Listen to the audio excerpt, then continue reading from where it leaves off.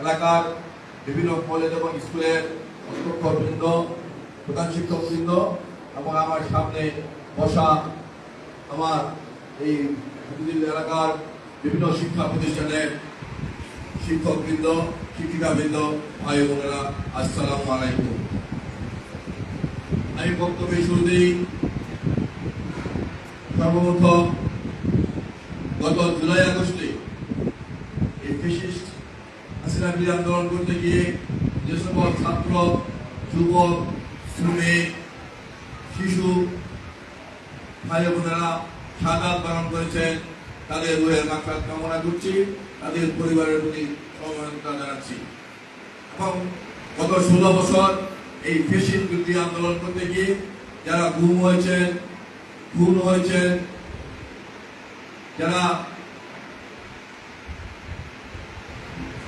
বিভিন্ন মামলায় কারাবরণ করেছেন, সেই ভাইদের যারা গুম হয়েছেন তাদেরকে রিপোর্ট দাবি জানাচ্ছি। যারা খুন হয়েছেন তাদের রুহের মাগফিরাত কামনা করছি এবং যারা বিভিন্ন মামলায় কারাবরণ করেছেন, আহত হয়েছেন, তাদের প্রতি সমবেদনা জানাচ্ছি। সংগ্রামী শিক্ষক ভাই বোনেরা, আমরা দীর্ঘ 16 বছর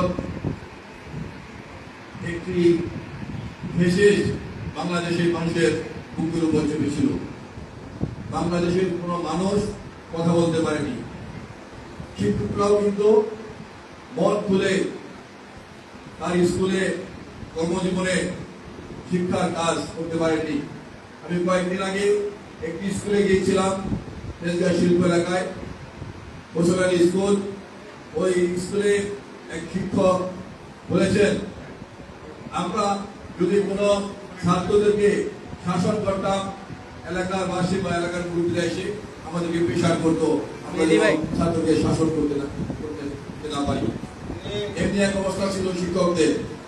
বাংলাদেশের সাংবাদিকরা কিন্তু মন মতে দেখতে পারেনি। অনেক সাংবাদিক ভাইরা লিখতে গিয়ে লাঞ্ছিত হয়েছেন, মিথ্যা মামলায় কারাবরণ করেছেন। অনেক সাংবাদিক ভাইরা কিন্তু প্রাণের ভয়ে বিদেশে পালিয়ে গিয়েছেন। আলেম সমাজও কিন্তু মন খুলে বয়ান করতে পারেনি। আপনারা দেখেছেন গত 16 বছর ভোট জুম্মার দিনে মসজিদের খতিব মহোদয় বয়ান করতে গিয়ে লাঞ্ছিত হয়েছেন, অপমানিত হয়েছেন, মিথ্যা মামলায় কারাবরণ করেছেন। আপনারা দেখেছেন গত 16 বছর বিভিন্ন ওয়াজ মাহফিলে বিভিন্ন আলেমরা বয়ান করতে গিয়ে লাঞ্ছিত হয়েছেন, অপমানিত হয়েছেন, মিথ্যা মামলায় কারাবরণ করেছেন। বিএনপির ভারপ্রাপ্ত চেয়ারম্যান তারেক রহমান যখন এই ফ্যাসিস্ট হাসিনার বিরুদ্ধে বক্তব্য দেওয়া শুরু করলো, তখন কিন্তু এই ফ্যাসিস্ট শেখ হাসিনা আইন করে তার বক্তব্য প্রচার নিষিদ্ধ করে দিয়েছিল। অর্থাৎ বাংলাদেশের কোন মানুষ তাদের মন খুলে কথা বলতে পারেনি। একমাত্র ফ্যাসিস্টের যারা চামচা, যারা ফ্যাসিস্টের পক্ষে কথা বলেছিল, তারাই কিন্তু কথা বলতে পেরেছে, তারাই কিন্তু মন খুলে তারা কাজ করতে পেরেছে। আর বাকি সকল মানুষ, সাধারণ মানুষ, বুদ্ধিজীবী, সাংবাদিক, শিক্ষক, আলেম সমাজ এবং রাজনীতিবিদ যারাই এই সরকারের বিরুদ্ধে ছিল, তারা কেউই কথা বলতে পারেনি। কথা বললেই মিথ্যা মামলা তাদেরকে গ্রেফতার করা হয়েছে। আপনারা জানেন বেগম খালেদা জিয়ার বিরুদ্ধে একটি মামলা ছিল, তাকে 10 বছর সাজা দেওয়া হয়েছে। শেখ হাসিনা, শেখ মুজিবের মেয়ে, তিনি আইসা বক্তব্য দিতেন এজিমের টাকা চুরি করেছে। তাকে 2 কোটি টাকা মামলায় 10 বছর সাজা দেওয়া হয়েছে। টাকাটা চুরি করলে কি হবে? সেই 2 কোটি টাকা ব্যাংকে আছে, সেই 2 কোটি টাকা বৃদ্ধি হয়ে 8 কোটি টাকা হয়েছে। তাহলে টাকাটা চুরি করলো কি হবে? এই টাকাটি এক ব্যাংক থেকে উঠিয়ে আরেক ব্যাংকে রাখা হয়েছে। এই সেই 2 কোটি টাকার মামলায় বেগম খালেদা জিয়াকে 10 বছর সাজা দেওয়া হয়েছিল। তিনি 6 বছর কারাবরণ করেছিলেন। তারপরে কিন্তু তিনি শেখ হাসিনার বিরুদ্ধে আপোষ করেননি। তিনি অসুস্থ ছিলেন। বাংলাদেশের সমস্ত চিকিৎসকরা বলেছেন বাংলাদেশের মাটিতে বেগম খালেদা জিয়ার চিকিৎসা নেই, তাকে উন্নত চিকিৎসার জন্য বিদেশে পাঠাতে হবে। শেখ হাসিনা কিন্তু তাকে বিদেশ পাঠাননি। বিদেশ থেকে স্পেশালিস্ট ডাক্তার এসেছিল, তারাও কিন্তু বলেছেন বেগম খালেদা জিয়ার বাংলাদেশের মাটিতে আর কোনো চিকিৎসা নেই, উন্নত চিকিৎসার জন্য বিদেশে পাঠাতে হবে। শেখ হাসিনা কিন্তু বেগম খালেদা জিয়াকে বিদেশে যেতে দেননি উন্নত চিকিৎসার জন্য। তিনি চেয়েছিলেন একটি আপোষ রফা করতে, যেন শেখ হাসিনার বিরুদ্ধে কথা না বলে। মানুষের জীবনের মায়া সবচেয়ে বেশি। বেগম খালেদা জিয়া জানেন যে কোনো মুহূর্তে তিনি মৃত্যুবরণ করবেন, কারণ বাংলাদেশের সমস্ত চিকিৎসকরা বলেছেন দেশের মাটিতে তার আর কোনো চিকিৎসা নেই। বিদেশ থেকে যারা এসেছেন তারাও বলেছেন বাংলাদেশের মাটিতে তার কোনো চিকিৎসা নেই। জীবনের মায়া ত্যাগ করে বেগম খালেদা জিয়া কিন্তু শেখ হাসিনার সাথে আপোষ করেননি। অথচ ফ্যাসিস্ট সরকারের অনেক মন্ত্রী যাদের বিরুদ্ধে 10 বছর সাজা ছিল, 15 বছর সাজা ছিল, বিভিন্ন দুর্নীতির অভিযোগ ছিল, তারা কিন্তু বিভিন্ন ভাবে বিদেশে গিয়ে তারা চিকিৎসা করেছেন, তারা মন্ত্রিসভা অন্তর্ভুক্ত হয়েছিলেন।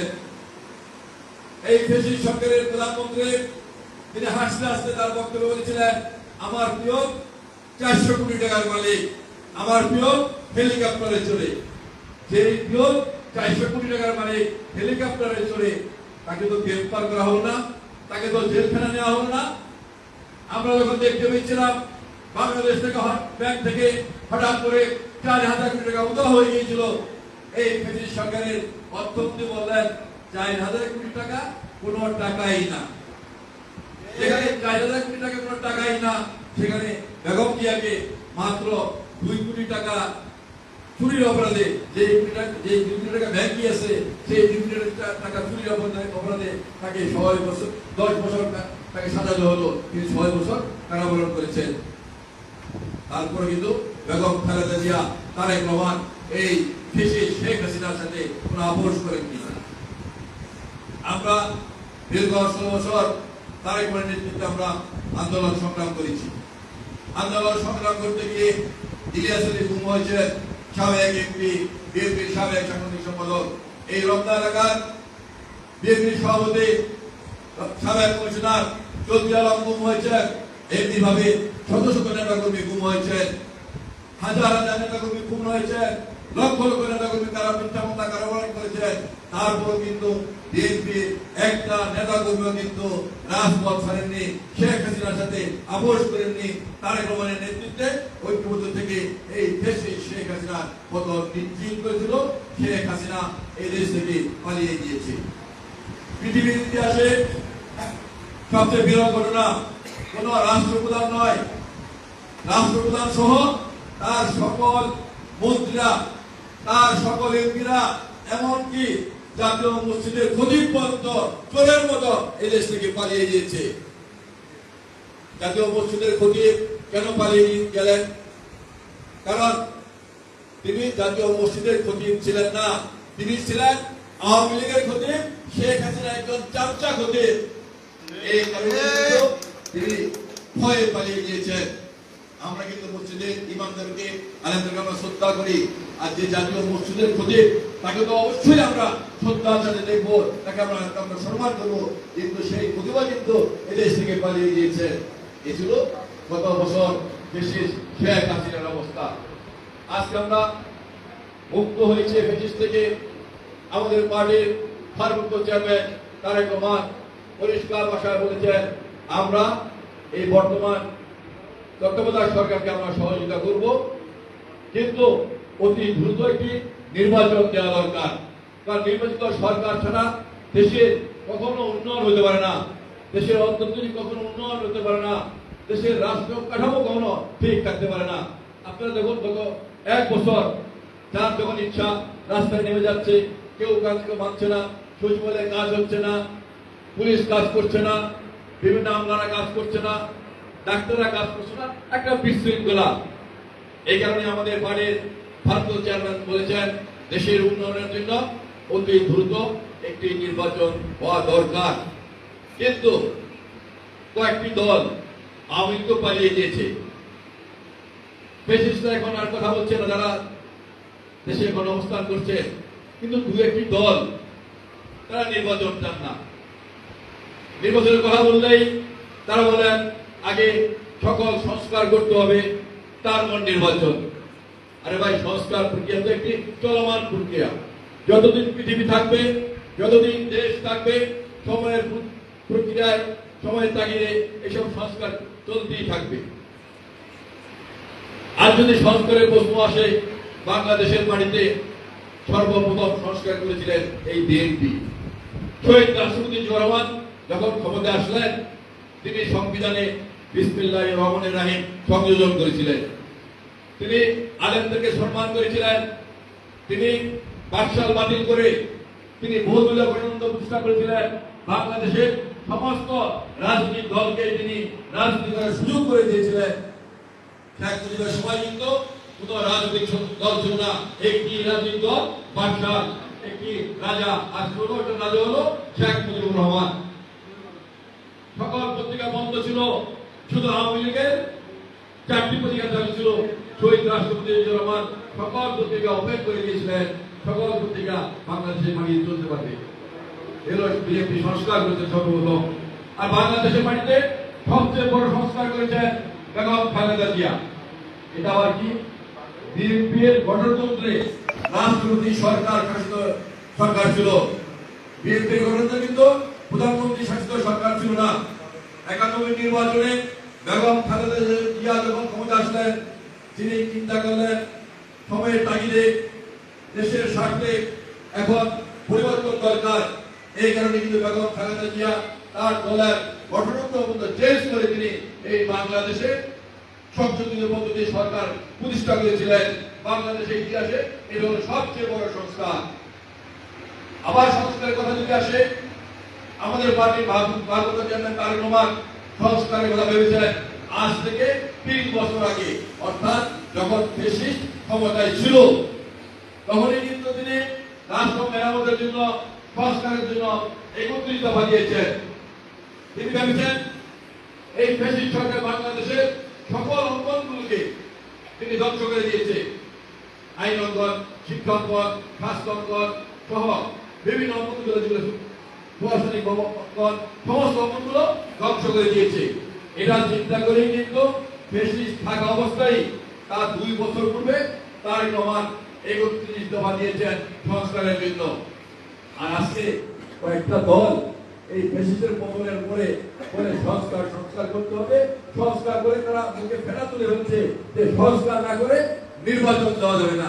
আরে ভাই, আপনি একটা বাড়ি করবেন, এই বাড়িটাকে আপনি একদিনে করতে পারবেন, এক সপ্তাহ করতে পারবেন? একটা বাড়ি করতে কমপক্ষে 2 বছর লাগে। এই 2 বছর কি আপনি রাস্তায় ঘুমাবেন? রাস্তায় ঘুমাবেন না। এগুলা বলে কেন বলছেন? এগুলা বলছেন যেন নির্বাচন না হয়, নির্বাচন বাতিল করার জন্য। যখন সংস্কারের কথা বাংলাদেশের মানুষকে খাওয়াতে পারল না, তখন আবার শুরু করলো পিআর পদ্ধতি। পিআর পদ্ধতিটা কি ভাই? বাংলাদেশের মানুষ এটা বুঝেই না। এক সোশ্যাল মিডিয়ায় মুরব্বী তার বক্তব্যে বলেছেন পিআর পদ্ধতিটা হলো আমি ভোট দেব ট্রাম্পকে আর এমপি হবে হিরো আলম। এটাই হলো পিআর পদ্ধতি। আমি কয়েকদিন আগে এই ঢাকা ভারত বিভিন্ন আলেমদের নিয়ে মসজিদের খতিব, মসজিদের ইমাম এবং বিভিন্ন মাদ্রাসার প্রিন্সিপাল সহ অনেকের সাথে আমি একটি মত বিনিময় সভা করেছিলাম। সেখানে একদম মুফতি তার বক্তব্যে এবং তিনি বই দিয়ে এসেছেন, তিনি প্রমাণ সহ বলেছেন, এই যে মধুদের সেই বক্তব্য, বিভিন্ন বক্তব্য, তার ছেলের সাক্ষাৎকার, তার ছেলে বলেছেন একজন মদ ব্যবসায়ী যেমনি ভাবে মদের ব্যবসা করেন, কিন্তু এই মদের ব্যবসা থেকে তার সন্তানদেরকে অনেক দূরে রাখেন যেন তারা এগুলা স্পর্শ করতে না পারে। ঠিক মধুদিও কিন্তু সেম কাজ করেছেন। তিনি তার সন্তানদেরকে দেশে বিদেশে বিভিন্ন জায়গায় পড়ালেখা করেছেন, কিন্তু জামাত যেন তাদের স্পর্শ করতে না পারে এই জন্য জামাত থেকে তার সন্তানকে দূরে রেখেছেন। আরেকটি উদাহরণ দিয়েছেন, আমাদের দেশের রাস্তায় কিন্তু অনেক ট্যাবলেট বিক্রি হয়, ঘাড় ব্যথা চলে যাবে, হাড় পাকা ভালো হয়ে যাবে, সমস্ত রোগ ভালো হয়ে যাবে এই ট্যাবলেটটা খেলে। তিনি বিক্রি করেন, তিনি পয়সা কামান, কিন্তু তার ফ্যামিলির কেউ যদি অসুস্থ হয় তিনি কিন্তু এই ট্যাবলেটটা ফ্যামিলির কাউকে খাওয়ান না। ঠিক জামাতে ইসলামের প্রতিষ্ঠাতা সেম কাজ করেছেন। তাদের তাদের চরিত্র কিভাবে ভালো হবে। আজকে জামাত তো আর অনুসরী। জামাত বললেন, বিশেষ করে কিন্তু কয়েকদিন জামাত বলছেন, গোলামি পূজায় গিয়ে জামাতের এক নেতা, হাইকোর্টের জামাতের সর্বোচ্চ নেতা, তিনি পূজায় গিয়ে বলেন রোজা এবং পূজা মুদ্রার এই পিটার উইপিট। ক্ষমতার জন্য পাগল হয়েছে। হিন্দু ভাইদেরকে তার পক্ষে টানতে হবে। বলেন রোজার পূজা একই জিনিস। বলেছেন হিন্দুদের অনুধ্বনি আর আমাদের মুসলমানদের আজান একই জিনিস। এটা কোনো নির্বোধ ব্যক্তি বলেনি, কিন্তু হাইকোর্টের জামাতের সর্বোচ্চ নেতা সে বলেছেন। অর্থাৎ ক্ষমতা দেওয়ার জন্য আমাদের ইসলামকে তারা ধ্বংস করে দিচ্ছে। আবার বলেছেন হিন্দুদের অনুধ্বনি আর আমাদের মুসলমানদের আজান একই জিনিস।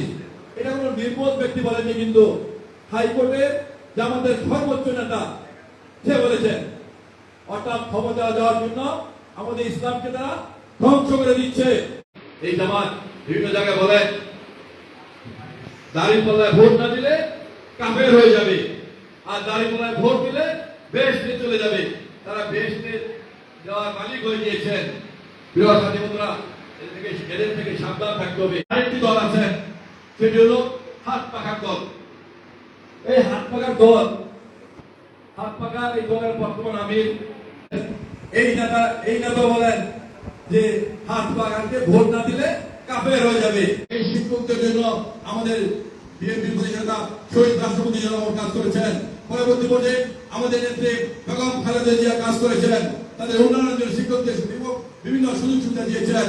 আমি বিশ্বাস করে আগামী দিনে যদি বিএনপি সরকার গঠন করতে পারে, তার গঠনের সরকার গঠন করতে পারে, তাহলে শিক্ষকদের যত সমস্যা আছে সকল সমস্যা ইনশাল্লাহ বিএনপি সরকার করবে করবে করবে ইনশাল্লাহ। আমরা আপনাদের পাশে আছি, আপনাদের পাশে থাকবো। আমরা আপনাদের কাছে দোয়া চাই, আপনাদের সবার সহযোগিতা চাই। এই কথা বলেই আমি আমার বক্তব্য শেষ করছি। খোদা হাফেজ। বাংলাদেশ জিন্দাবাদ, বাংলাদেশ জাতীয় দল জিন্দাবাদ, শহীদ মরুক এবং খালেদা জিয়া জিন্দাবাদ, আমাদের প্রাণপ্রিয় নেতা তারেক রহমান জিন্দাবাদ জিন্দাবাদ। আসসালামু আলাইকুম।